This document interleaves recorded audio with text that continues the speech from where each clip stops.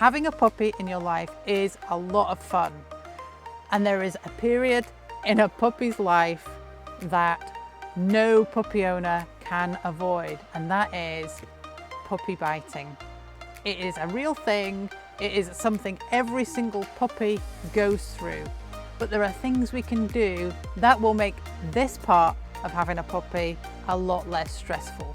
Let me explain why it happens and the simple game that I play to help reduce the amount of puppy biting.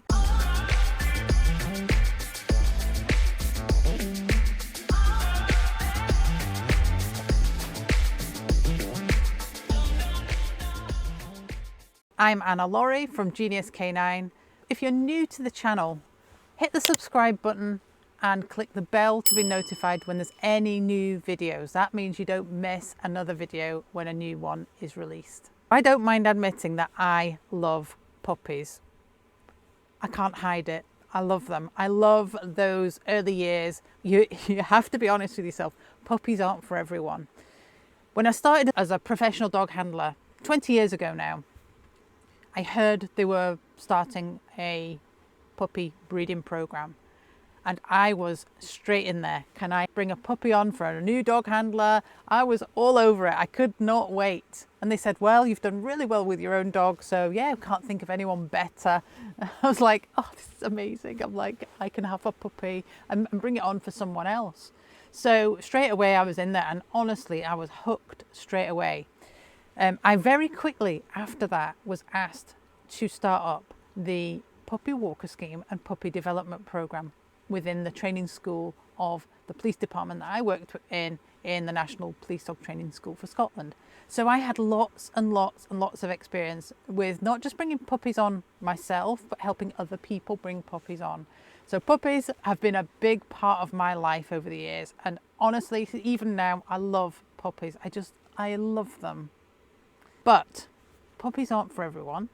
You have to be honest. One thing I can categorically tell you, there is not one single puppy that has come into my life or into all those people and the puppy walker scheme back in those years that ever had a new puppy that didn't go through the biting period. Puppy biting is something that every single puppy does. It's perfectly normal, but at the same time, it's a period that we need to navigate so that it's a lot less stressful for you, that your puppy doesn't get a negative experience. And also, so that we don't get an older dog that continues to bite when they get excited. Essentially, puppy biting is a combination of things. There's a few reasons why it happens. Now, a puppy gets to know about its environment through its nose and through scent and all these things, but like a human baby, they pick things up, they find out what it is with their mouth. Everyone who's had a baby knows about that period. This is sort of the puppy equivalent, if you like. They want to pick everything up with their teeth to find out what it is. And that can include your hand, a pair of glasses, a pen. They pick lots of things up, and it's perfectly normal. Part of it is the inquisitive nature of the puppy and how it finds its way around the world initially. But also, when they get excited, puppies start to bite and nip. If we get excited, they get excited, and that's when you get nipping and biting at your hands and your sleeve. When they're frustrated, they can get barky and bitey. But also worry can trigger a little bit of puppy nipping, puppy biting. And also, a bit like babies, when they get super tired, you might get this burst of energy, which also can be quite biting, barking, super excited, and then they crash out. It's almost like this spike of energy just before they go to sleep for the rest of the night. So there's various reasons and various times of the day that you might see puppy biting. And at some points of the day, it might be more intense than others. Just remember, it can be when they're excited, when they're frustrated, when they're worried, and also when they get super tired. But it's perfectly normal. What triggers excitement? There's a few things that trigger excitement. One of them is movement. So anything that moves gets them excited. It could be our hands waving about. It could be our feet as we walk past. And anyone that has a puppy that bites trouser legs or bites shoelaces or chews and bites at your feet, think about where our puppies are and what they can see at their eye level. And feet and trouser legs and yoga pant legs, anything that moves past them can trigger excitement. And of course, the first thing and the nearest thing as they get excitement at that movement to bite or to chew on or to bark at is your feet and your trouser legs. So it's really, really common. The other really common thing for puppies to bite at is our hands and our wrists and our jumpers and jackets and sleeves. So, and that is because, you know, they move about a lot. We move our hands about a lot. We perhaps even inadvertently maybe telling them that we don't want them to do that. We move our hands about and it just gets them even more excited. And you wonder why when you're trying to tell them to stop doing something, they're getting even more excited. It's all about the movement. Once you understand that, it starts to make perfect sense. So we usually harness that through play, actually. And I would, with every new dog, say to them, if something's moving, you can bite that, a moving toy. And, you know, we learn to play with our puppies really early on, and play is a real art, and it's definitely something you can master. We certainly teach at Genius Canine.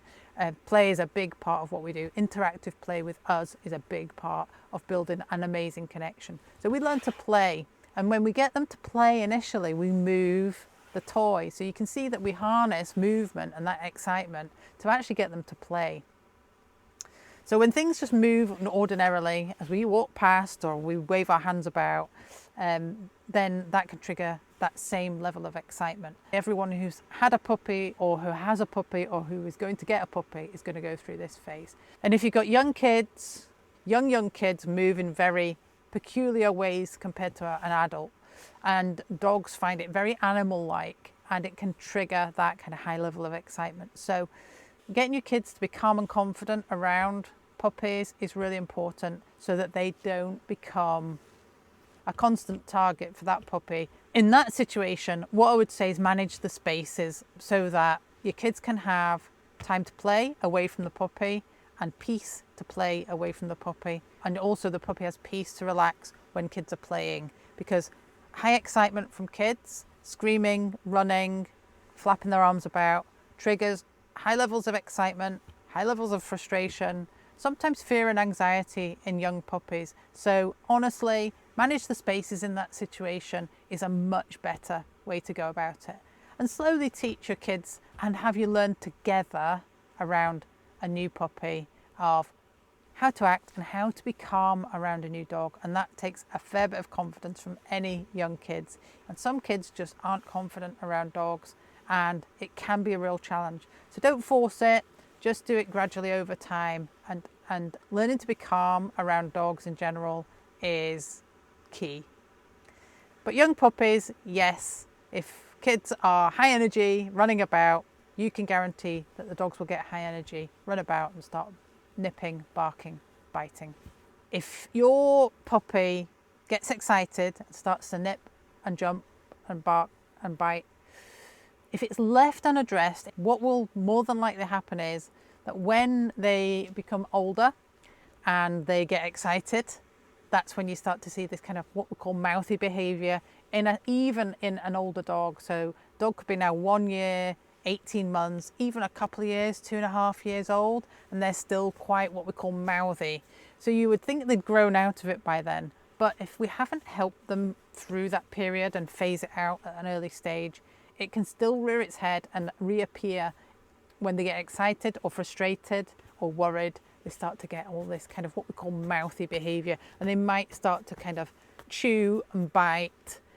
It might not hurt, but it's still annoying at your hands, at your wrists, at your sleeves, maybe up at your arms, whatever it is. Sometimes when they get worried, anxious, excited, it can rear its head again.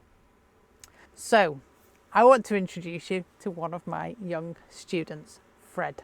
So Fred is a normal, happy, lovely puppy. He is loads of fun, but he does love to bite slippers, bite hands. When things get exciting, he just wants to bite and nip everything.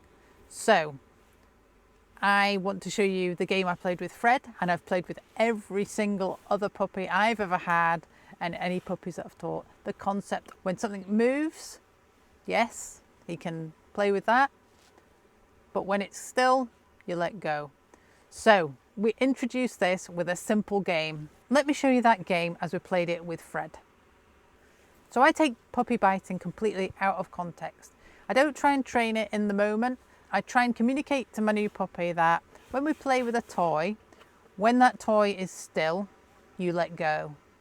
When you let go, you are rewarded for letting go by being able to play again, and we activate the toy. So we're actually playing a game, just playing a game, but it does have an everyday purpose. We're teaching that new puppy that, yeah, we can play. When we hold the toy still, they let go. When something is still, you don't need to bite it. So by holding the toy still, he's learned to let go. He gets rewarded for letting go by actually being rewarded with some play there on the toy. Now, to transfer that onto real life, think about your hands, think about your sleeves, think about your trouser legs and your trainers. So let's say you walk in the room and your puppy grabs at your trouser leg and starts to rag and pull and tug. So all you need to do is exactly what you've done with the toy there. Hold it still, hold your trouser leg still, completely still. It might take a few seconds, but if you've taught it well on the toy, hold it still. They let go, good. We can tell them that they're good. Even just some praise from us is often reinforcement enough. They soon get to learn. If they grab something, we hold it still, they let go, good, that's much better, that's clever. They go to grab again, hold it still. Nice, when they let go, we can reward them for that. Very quickly, they will realize that the biting of our trouser legs, of our hands, of our wrists, sleeves, all those things, there's really no game in it. But you're more than welcome to engage in a game with a toy with me, in which case, if you're seeing a spike of energy in your young puppy, then let's play a little game. Let's put that energy into some learning, and we can learn to play with a toy, learn to leave it, and reward them for letting go by playing with a toy again. So if you've been struggling with puppy biting and you've tried this game, I want to know in the comments how it has worked for you. And if you've got any more questions on puppy biting, pop them in the comments below. I would love to read about your experience. If you've got any questions, I'd love to help. If this game could help someone you know with a new puppy and they're struggling with puppy biting, click the like button. That helps more people see this video. And if you've got any friends who have puppy biting struggles, share this video with them. I think they'll find it really useful. If you're enjoying the games, then I have a free masterclass and you are welcome to join. It's totally free. I'll put a link to the free web class in the description below. And if you've enjoyed this video, click the subscribe button to subscribe to the channel and click the bell to make sure you get notified every time a new video is released.